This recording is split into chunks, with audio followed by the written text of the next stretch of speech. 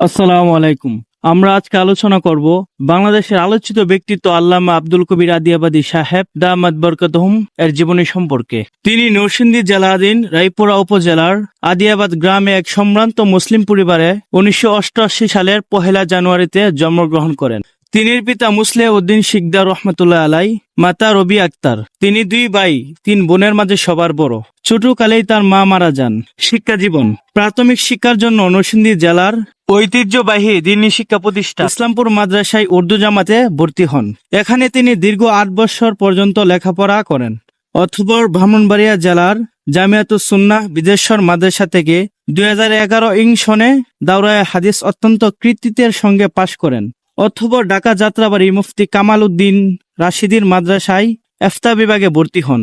উনির কিছু প্রিয় উস্তাদের নাম: আল্লামা আব্দুল কবির আদিয়াবাদী যে সমস্ত শিক্ষকদের নিকট শিক্ষা গ্রহণ করেছেন তাদের মধ্যে অন্যতম হলেন আল্লামা জুবাইর আহমদ বৈরবী দামাত বরকাতুহুম, সাইকুল হাদিস ফারুক সাহেব দামাত বরকাতুহুম, মুফতি মুশাররফ হোসেন ইসলামপুরী দামাত বরকাতুহুম, মুফতি আব্দুস সুবহান সাহেব রহমতুল্লাহ আলাই, সাইকুল হাদিস আব্দুল হান্নান সাহেব দামাত বরকাতুহুম।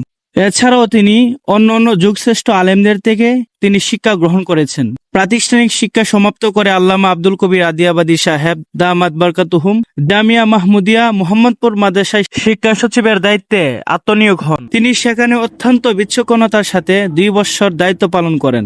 অতঃপর সেখান থেকে জামিয়া ইসলামিয়া কাসিমুল উলুম মরজাল মাদ্রাসায় সাইকুল হাদিস পদে অধিষ্ঠিত হয়ে এলমে দ্বীনের খেদমত করে যাচ্ছেন। সাথে সাথে তিনি এলমে তাসুফ অর্জন করার জন্য কুতুবে জামান শাহ হাকিম আখতার সাহেব রহমাতুল্লাহি আলাইয়ের সুদীর্ঘ 4 বছর সুহবত প্রাপ্ত এবং আল্লামা মুফতি নুরুল আমিন খুলনা দামাত বরকাতুহুমের এজাজত প্রাপ্ত সাইকুল হাদিস মুস্তাহিদে মুতলাক মুজাহিদে আজম আল্লামা মুফতি আনোয়ার হোসেন চিশতি দামাত বরকাতুহুম এর হাতে বায়াত গ্রহণ করেন। অতঃপর 5 আগস্ট 2020 তারিখে জামিয়া আমানিয়া কাঙ্গালিয়া মাদ্রাসার মসজিদে মাসিক ইসলাহি জুড়ে মসজিদে বরপর জনতার সামনে তাকে বায়াত করানোর এজাজত প্রদান করেন।